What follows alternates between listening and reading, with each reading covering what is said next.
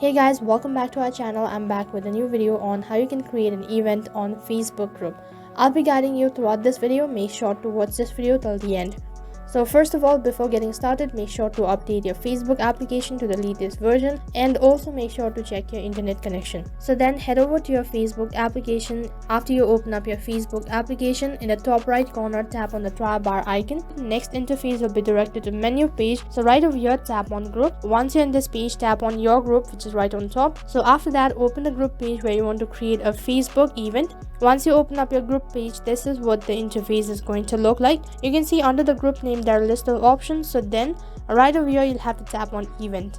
In case you're creating a Facebook event for the first time, then you have this kind of interface. So what you need to do is you'll have to tap on create event, two different options. So then you can either create an event through online or in person. Now for this video, I'm gonna go with this in person. Once you do that, on the other interface, you'll have to enter the event detail. So right on top, you'll have to enter the name of an event. The next interface, you can even select the date and time. So then select the date and time accordingly. And in order to change the date and time, all you need to do is tap on the arrow icon located right in the corner. Once you're done changing the date and time, tap on save. After you're done entering the event detail, tap on next. Now you'll have to select a venue or a location. And once you're done, tap on next.